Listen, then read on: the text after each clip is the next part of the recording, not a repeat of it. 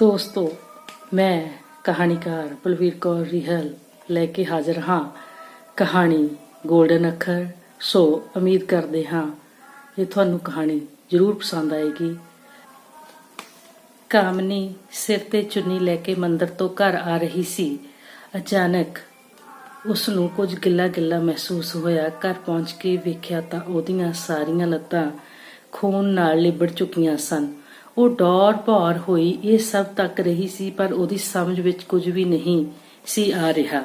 ਉਹ ਕਾਲੇ ਕਦਮੀ ਬੂਹਾ ਖੋਲ ਕੇ ਘਬਰਾਈ ਹੋਈ ਆਪਣੀ ਭਰਜਾਈ ਕੋਲ ਨੂੰ ਗਈ ਤੇ ਹੌਲੀ ਜਿਹੀ ਜਾ ਕੇ ਸਭ ਦੱਸਣ ਲੱਗੀ।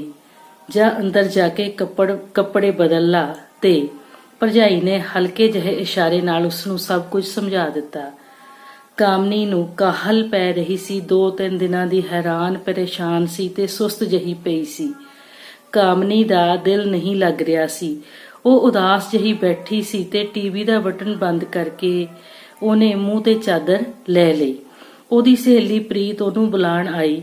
ਕਾਮਨੀ, ਘਰ ਆ ਜਾ, ਘਰ ਖੇਡੀਏ। ਨਹੀਂ ਪ੍ਰੀਤ, ਮੈਂ ਨਹੀਂ ਜਾਣਾ, ਮੇਰਾ ਢਿੱਡ ਦੁਖਦਾ। ਕਾਮਨੀ ਨੇ ਮੁੜ ਚਾਦਰ ਆਪਣੇ ਮੂੰਹ ਤੇ ਲੈ ਲਈ।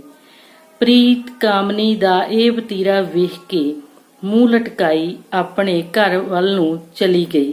ਦੂਜੇ ਦਿਨ ਕਾਮਨੀ ਅਣਮੰਨੇ ਮਨ ਨਾਲ ਬਿਸਤਰੇ ਤੋਂ ਉੱਠੀ। ਉਹਦੇ ਦਿਮਾਗ ਵਿੱਚ ਬਹੁਤ ਕੁਝ ਟੁੱਟ ਭੱਜ ਰਿਹਾ ਸੀ। ਕਾਮਨੀ ਦਾ ਰੋਟੀ ਖਾਣ ਦਾ ਭੋਰਾ ਵੀ ਮਨ ਨਹੀਂ ਸੀ। ਬੁਝੇ ਮਨ ਨਾਲ ਉਹਨੇ ਅਚਾਰ ਦੇ ਮਰਤਬਾਨ ਨੂੰ ਅਜੇ ਹੱਥ ਲਾਇਆ ਹੀ ਸੀ। ਕਾਮਨੀ ਦੀ ਮਾਂ ਦੌੜੀ ਆਈ। ਅਜਿਹੇ ਦਿਨਾਂ ਵਿੱਚ ਅਚਾਰ ਨੂੰ ਹੱਥ ਨਹੀਂ ਲਾਈਦਾ। ਮਾਂ ਨੇ ਫਟਾਫਟ ਅਚਾਰ ਦੀ ਫਾੜੀ ਕਾਮਨੀ ਦੇ ਹੱਥ ਵਿੱਚ ਫੜੀ ਰੋਟੀ ਤੇ ਰੱਖ ਦਿੱਤੀ। ਕਾਮਨੀ ਨੂੰ ਮਾਂ ਦਾ ਇਸ ਤਰ੍ਹਾਂ ਦਾ ਪਹਿਲੀ ਵਾਰ ਕੀਤਾ ਵਤੀਰਾ ਚੰਗਾ ਨਾ ਲੱਗਾ, ਪਰ ਉਹਨੇ ਮਾਂ ਨੂੰ ਕੋਈ ਸਵਾਲ ਜਵਾਬ ਨਾ ਕੀਤਾ। ਕਾਮਨੀ ਆਪਣੇ ਕੇਸਾਂ ਨੂੰ ਤੌਲੀਏ ਨਾਲ ਪੂੰਝਦੀ ਗੁਸਲਖਾਨਿਓਂ ਬਾਹਰ ਆਈ। ਮਾਂ, ਮੈਂ ਮੰਦਰ ਜਾਵਾਂ? ਨਹੀਂ, ਤੂੰ ਅਜੇ 4-5 ਦਿਨ ਮੰਦਰ ਨਹੀਂ ਜਾਣਾ। ਮਾਂ ਨੇ ਉਸਨੂੰ ਮੰਦਰ ਨਾ ਜਾਣ ਦਾ ਇਸ਼ਾਰਾ ਕਰਕੇ ਕਮਰੇ ਵਿੱਚ ਚਲੇ ਜਾਣ ਲਈ ਆਖਿਆ। ਕਾਮਨੀ ਮਾਂ ਦੇ ਪਿੱਛੇ ਹੀ ਕਮਰੇ ਵਿੱਚ ਦਾਖਲ ਹੋ ਗਈ। ਮੈਂ ਕਿਉਂ ਨਹੀਂ ਮੰਦਰ ਜਾ ਸਕਦੀ? ਤੈਨੂੰ ਕਿਹਾ ਨਾ, ਇਹਨਾਂ ਦਿਨਾਂ ਵਿੱਚ ਕੁੜੀਆਂ ਅਪਵਿੱਤਰ ਹੁੰਦੀਆਂ, ਤੂੰ ਮੰਦਰ ਨਹੀਂ ਜਾ ਸਕਦੀ। ਮਾਂ ਖਿੱਚ ਕੇ ਕਾਮਨੀ ਨੂੰ ਪਈ। ਮਹੀਨਾ ਲੰਘ ਗਿਆ। ਮੁੜ ਉਹੀ ਸਿਲਸਿਲਾ ਫਿਰ ਸ਼ੁਰੂ ਹੋ ਗਿਆ। ਕਾਮਨੀ ਕਚੀਚੀਆਂ ਵੱਟ ਰਹੀ ਸੀ। ਉਹ ਮੰਦਰ ਜਾ ਕੇ ਭਗਵਾਨ ਦੀ ਮੂਰਤੀ ਸਾਹਮਣੇ ਬੈਠ ਕੇ ਭਗਵਾਨ ਨੂੰ ਬਹੁਤ ਸਾਰੇ ਪ੍ਰਸ਼ਨ ਪੁੱਛਣਾ ਚਾਹੁੰਦੀ ਸੀ। ਹਰੇਕ ਮਹੀਨੇ ਕੀ? ਕਾਮਨੀ ਦੀ ਚੰਚਲਤਾ ਖਤਮ ਹੋ ਰਹੀ ਸੀ। ਉਹ ਤਾਂ ਖੁੱਲੇ ਖੇਤਾਂ ਵਿੱਚ ਚਹਿਕਦੀ ਫਿਰਦੀ ਸੀ, ਪਰ ਹੁਣ ਮਾਂ ਨੇ ਉਸਨੂੰ ਘਰੋਂ ਬਾਹਰ ਜਾਣੋਂ ਰੋਕ ਦਿੱਤਾ ਸੀ। ਤੂੰ ਇਕੱਲੀ ਨੇ ਘਰੋਂ ਨਹੀਂ ਜਾਇਆ ਕਰਨਾ, ਮੇਰੇ ਨਾਲ ਹੀ ਜਾਇਆ ਕਰ ਜਦੋਂ ਕਿਸੇ ਦੇ ਘਰ ਜਾਣਾ ਹੁੰਦਾ, ਸਮਝੀ? ਮੈਂ ਕੀ ਕਿਹਾ? ਕਾਮਨੀ ਨੇ ਮਾਂ ਦੀ ਕੋਈ ਗੱਲ ਦਾ ਉੱਤਰ ਨਾ ਦਿੱਤਾ। ਕੁਝ ਵਰ੍ਹੇ ਬੀਤ ਗਏ। ਉਹ ਜਵਾਨ ਹੋ ਗਈ। ਝਿੜੀ ਵਾਲੇ ਬਾਬੇ ਦੇ ਡੇਰੇ ਤੇ 24 ਘੰਟੇ ਧੂਣਾ ਬਲਦਾ ਰਹਿੰਦਾ ਤੇ ਧੂਣੇ ਦੀ ਚਾਰ ਦੀਵਾਰੀ ਲੋਹੇ ਦੇ ਮੋਟੇ ਐਂਗਲਾਂ ਨੂੰ ਵੈਲਡਿੰਗ ਕਰਕੇ ਕੀਤੀ ਹੋਈ ਹੈ ਤੇ ਇਸ ਧੂਣੇ ਦੇ ਅੱਗੇ ਲਿਖਿਆ ਹੈ, ਇਸ ਤਰਫ औरतों का आना सख्त मना है, औरतें अपवित्र हैं, वो किसी चीज को हाथ नहीं लगा सकती। ਕਾਮਨੀ ਨੂੰ ਹੁਣ ਝਿੜੀ ਵਾਲੇ ਬਾਬੇ ਦੇ ਡੇਰੇ ਤੇ ਜਾਣਾ ਚੰਗਾ ਨਹੀਂ ਲੱਗਦਾ। ਹਰੇਕ ਸਾਲ ਚੇਤ ਚੌਦੇ ਦੀ ਮੱਸਿਆ ਨੂੰ ਇਸ ਅਸਥਾਨ ਤੇ ਬਹੁਤ ਵੱਡਾ ਮੇਲਾ ਲੱਗਦਾ ਹੈ। ਲੋਕ ਦੂਰੋਂ ਆ ਕੇ ਸੁੱਖੀਆਂ ਸੁੱਖਣਾ ਪੂਰੀਆਂ ਹੋਣ ਤੇ ਮੱਥਾ ਟੇਕਦੇ ਹਨ। ਧੂਣੇ ਦੇ ਸਾਹਮਣੇ ਹੀ ਵੱਡਾ ਸਾਰਾ ਪਿੱਪਲ ਦਾ ਦਰਖਤ ਹੈ। ਲੋਕਾਂ ਨੇ ਦਰਖਤ ਨੂੰ ਅੱਟਾ ਬੰਨ ਕੇ ਪਿੱਪਲ ਦਾ ਤਣਾ ਲਕੋਇਆ ਹੋਇਆ ਹੈ। ਨਾਗੇ ਸਾਧੂ ਟੋਲੀਆਂ ਬਣਾ ਕੇ ਆ ਰਹੇ ਹਨ। ਉਹਨਾਂ ਦੇ ਹੱਥਾਂ ਵਿੱਚ ਵੱਡੇ ਤ੍ਰਿਸ਼ੂਲ ਹਨ ਤੇ ਪਿੰਡੇ ਤੇ ਵਿਭੂਤੀ ਮਲੀ ਹੋਈ ਹੈ। ਕਾਮਨੀ ਨੂੰ ਬਚਪਨ ਤੋਂ ਹੀ ਇਸ ਮੇਲੇ ਤੇ ਆ ਕੇ ਜਲੇਬੀਆਂ ਖਾਣੀਆਂ ਚੰਗੀਆਂ ਲੱਗਦੀਆਂ ਹਨ। ਧੂਣੇ ਦੇ ਕੋਲ ਆ ਕੇ ਕਾਮਨੀ ਨੇ ਆਪਣੀ ਮਾਂ ਨੂੰ ਪ੍ਰਸ਼ਨ ਪੁੱਛਿਆ, ਮੰਮੀ, ਬਾਬਾ ਜੀ ਦਾ ਜਨਮ ਕਿਸੇ ਔਰਤ ਦੇ ਪੇਟੋਂ ਨਹੀਂ ਹੋਇਆ? ਮਾਂ ਨੇ ਘੂਰੀ ਵੱਟੀ ਤੇ ਬੋਲੀ, ਪੁੱਤ ਇਦਾਂ ਨਹੀਂ ਬੋਲੀਦਾ, ਬਾਬਾ ਜੀ ਨੂੰ ਵੀ ਜਨਮ ਉਹਨਾਂ ਦੀ ਮਾਂ ਨੇ ਹੀ ਦਿੱਤਾ ਹੈ। ਅੱਛਾ ਮੰਮੀ, ਜੇ ਬਾਬਾ ਜੀ ਨੂੰ ਜਨਮ ਉਹਨਾਂ ਦੀ ਮਾਂ ਨੇ ਹੀ ਦਿੱਤਾ ਹੈ ਤਾਂ ਡੇਰੇ ਵਿੱਚ ਔਰਤਾਂ ਨਾਲ ਵਿਤਕਰਾ ਕਿਉਂ ਹੁੰਦਾ? ਮਾਂ ਕੁਝ ਦੇਰ ਰੁਕ ਕੇ ਬੋਲੀ, ਪੁੱਤ ਇਦਾਂ ਨਹੀਂ ਬੋਲੀਦਾ, ਵੱਡਾ ਪਾਪ ਲੱਗੂ, ਤੂੰ ਚੁੱਪ ਕਰ ਜਾ।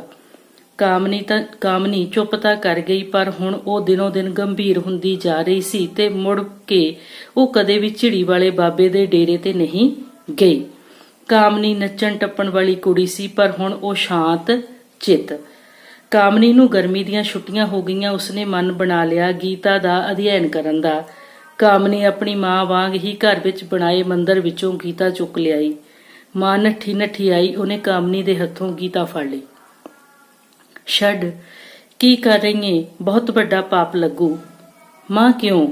ਝੱਲੀ ਨਾ ਹੋਵੇ ਤਾਂ, ਮਾਂ ਮੂੰਹ ਵਿੱਚ ਹੀ ਬੁੜਬੜਾਈ। ਕਾਮਨੀ ਮਾਂ ਨੂੰ ਸਮਝਾਉਣਾ ਚਾਹੁੰਦੀ ਸੀ, ਮਾਂ ਮੈਂ ਅਪਵਿੱਤਰ ਨਹੀਂ, ਮੇਰੇ ਪੜਨ ਨਾਲ ਗੀਤਾ ਕਿਵੇਂ ਅਪਵਿੱਤਰ ਹੋ ਜਾਊ।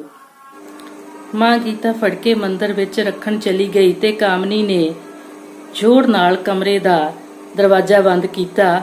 ਮਾਂ ਬੁੜਬੁੜ ਕਰਦੀ ਵਿਹੜੇ ਵਿੱਚ ਆ ਕੇ ਘਰ ਦੇ ਕੰਮਾਂ ਵਿੱਚ ਲੱਗ ਗਈ।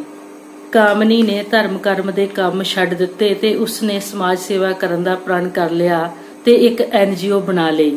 ਕਾਮਨੀ ਰੋਜ਼ ਪੜਨ ਲਈ ਬੱਸ ਵਿੱਚ ਬੈਠ ਕੇ ਸ਼ਹਿਰ ਦੇ ਕਾਲਜ ਜਾਂਦੀ। ਜਿਸ ਬੱਸ ਅੱਡੇ ਤੇ ਉਹਦੀ ਬੱਸ ਰੁਕਦੀ, ਰੋਜ਼ਾਨਾ ਇੱਕ ਮੁੰਡਾ ਉਹਦੀ ਬੱਸ ਵਿੱਚ ਚੜਦਾ, ਉੱਚਾ ਲੰਮਾ ਸੋਹਣਾ ਸੁਨੱਖਾ। ਉਹਨੂੰ ਵੇਖਦਿਆਂ ਹੀ ਕਾਮਨੀ ਅੱਖਾਂ ਵਿੱਚ ਹੀ ਉਹਦੀ ਤਸਵੀਰ ਆਪਣੇ ਦਿਲ ਵਿੱਚ ਛੁਪਾ ਲੈਂਦੀ।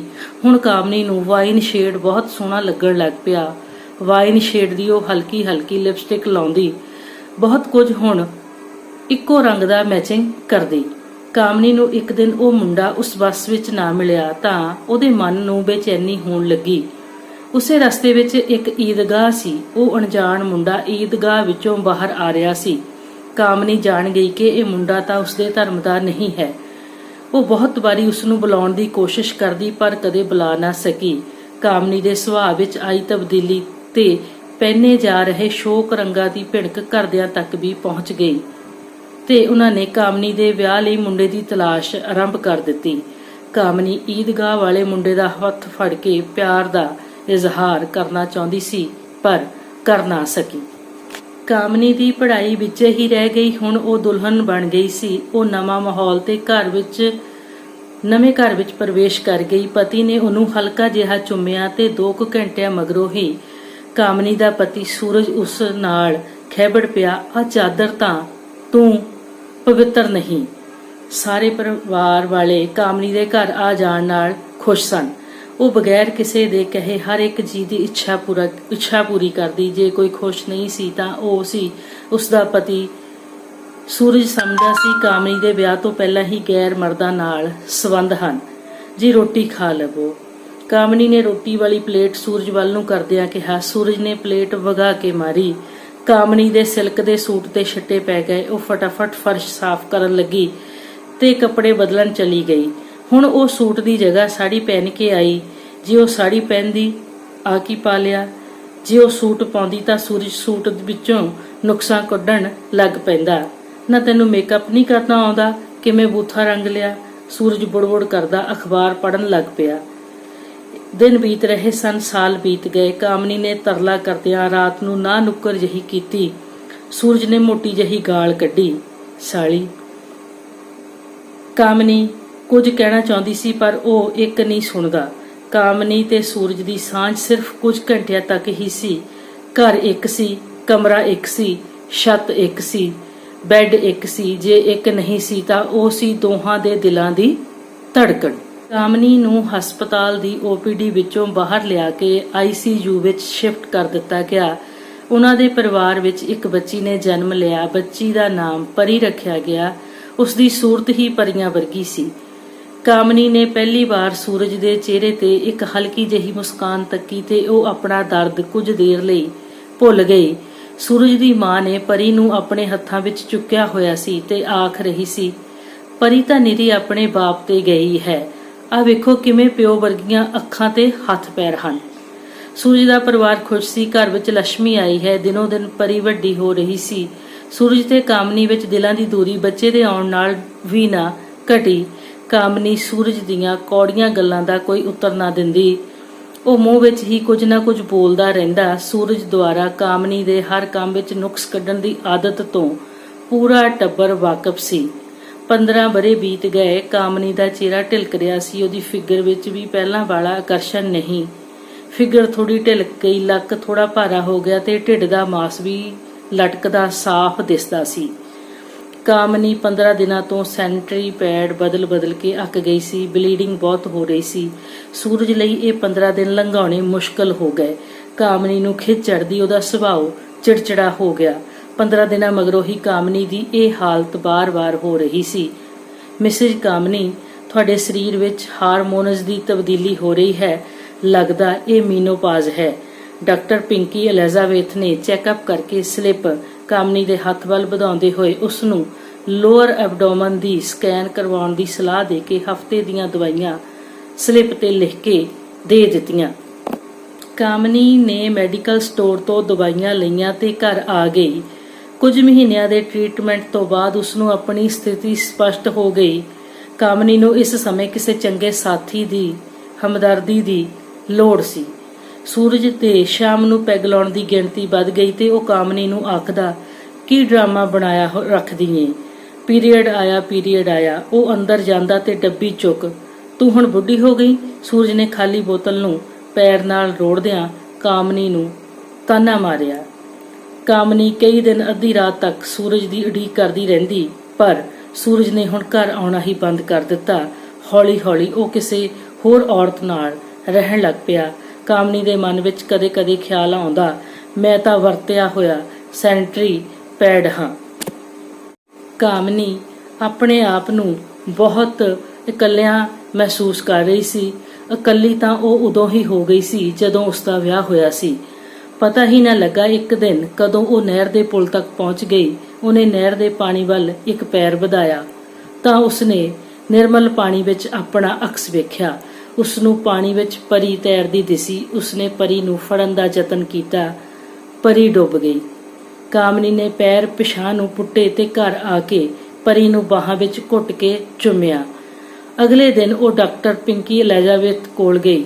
ਡਾਕਟਰ ਪਿੰਕੀ ਨੇ ਉਸਦਾ ਚੈੱਕਅਪ ਕੀਤਾ, ਦਵਾਈਆਂ ਦੀ ਸਲਿੱਪ ਬਣਾ ਕੇ ਦਿੱਤੀ ਤੇ ਉਸਨੂੰ ਲੋਅਰ ਐਬਡੋਮਨ ਦੀ ਸਕੈਨ ਕਰਵਾਉਣ ਲਈ ਕਿਹਾ। ਕਾਮਨੀ ਨੇ ਸਕੈਨ ਕਰਵਾਈ, ਰਿਪੋਰਟ ਠੀਕ ਸੀ। ਉਸਨੇ ਲਗਾਤਾਰ ਦਵਾਈ ਖਾਧੀ ਤੇ ਕੁਝ ਮਹੀਨਿਆਂ ਵਿੱਚ ਹੀ ਉਹ ਮੀਨੋਪਾਜ਼ ਦੀ ਸਥਿਤੀ ਤੋਂ ਬਾਹਰ ਆ ਗਈ। ਸੂਰਜ ਦਾ ਕੋਈ ਅਤਾ ਪਤਾ ਨਹੀਂ ਸੀ ਕਿੱਧਰ ਚਲਿਆ ਗਿਆ ਹੈ। ਕਾਮਨੀ ਨੇ ਟੇਬਲ ਤੇ ਪਿਆ ਲੈਂਪ ਜਗਾਇਆ। ਉਸਦੀ ਜ਼ਿੰਦਗੀ ਵਿੱਚ ਰੌਸ਼ਨੀ ਹੀ ਰੌਸ਼ਨੀ ਫੈਲ ਗਈ। ਕਾਮਨੀ ਵਿਆਹ ਤੋਂ ਪਹਿਲਾਂ ਇੱਕ NGO ਚਲਾਉਂਦੀ ਸੀ। ਉਸਨੇ ਆਪਣੀ ਸਹੇਲੀ ਕਾਸਨ ਨਾਲ ਮਿਲ ਕੇ ਬੇਸਹਾਰਾ ਔਰਤਾਂ ਲਈ ਸੈਲਫ ਹੈਲਪ ਗਰੁੱਪ ਦੀ ਸ਼ੁਰੂਆਤ ਕੀਤੀ। ਉਸ ਦੁਆਰਾ ਚਲਾਏ ਜਾ ਰਹੇ ਸੈਲਫ ਹੈਲਪ ਗਰੁੱਪ ਨੂੰ ਦੇਸ਼ ਵਿਦੇਸ਼ ਵਿੱਚ ਮਾਨਤਾ ਮਿਲ ਗਈ ਸੀ। ਬਹੁਤ ਸਾਰੀਆਂ ਬੇਸਹਾਰਾ ਔਰਤਾਂ ਲਈ ਉਹ ਰੱਬ ਤੋਂ ਵੀ ਵੱਧ ਸੀ ਜਿਨ੍ਹਾਂ ਨੂੰ ਉਸਨੇ ਰੋਜ਼ਗਾਰ ਦਿੱਤਾ ਸੀ। ਕਾਮਨੀ 50ਵਾਂ ਵਰ੍ਹਾ ਪਾਰ ਕਰ ਗਈ। ਕਾਮਨੀ ਦੇ ਸਿਰ ਦੇ ਵਾਲ ਚਿੱਟੇ ਹੋ ਗਏ ਹਨ ਤੇ ਪਰੀ ਭਰ ਜਵਾਨ ਹੋ ਗਈ ਹੈ। ਕਾਮਨੀ ਦੇ ਟੇਬਲ ਤੇ ਇੱਕ ਚਿੱਠੀ ਪਈ ਹੈ। ਉਹ ਵਾਰ-ਵਾਰ ਚਿੱਠੀ ਪੜ੍ਹ ਰਹੀ ਹੈ। ਚਿੱਠੀ ਵਿੱਚ ਗੋਲਡਨ ਅੱਖਰਾਂ ਨਾਲ ਲਿਖਿਆ ਹੈ, ਤੁਸੀਂ ਜੋ ਨਾਰੀ ਸ਼ਕਤੀ ਲਈ ਕੰਮ ਕੀਤੇ ਹਨ, ਤੁਹਾਡੀ ਚੋਣ ਨੋਬਲ ਪ੍ਰਾਈਜ਼ ਲਈ ਹੋਈ ਹੈ। ਦੇਸ਼ ਦੇ ਸਾਰੇ TV ਚੈਨਲ ਪ੍ਰਾਈਮ ਟਾਈਮ ਤੇ ਲਗਾਤਾਰ 2 ਦਿਨ ਕਾਮਨੀ ਦੀ ਹੀ ਕਵਰੇਜ ਕਰਦੇ ਰਹੇ। ਪਿਆਰੇ ਦੋਸਤੋ, ਹੁਣੇ ਤੁਸੀਂ ਆਨੰਦ ਮਾਣਿਆ ਮੇਰੀ ਲਿਖੀ ਕਹਾਣੀ ਗੋਲਡਨ ਅੱਖਰ ਦਾ। ਸੋ ਆਪ ਸਭ ਦਾ ਬਹੁਤ ਬਹੁਤ ਸ਼ੁਕਰੀਆ, ਧੰਨਵਾਦ। ਚੌਹਾਨ ਇੰਟਰਟੇਨਮੈਂਟ ਤੁਹਾਡਾ ਆਪਣਾ, ਤੁਹਾਡੇ ਲਈ।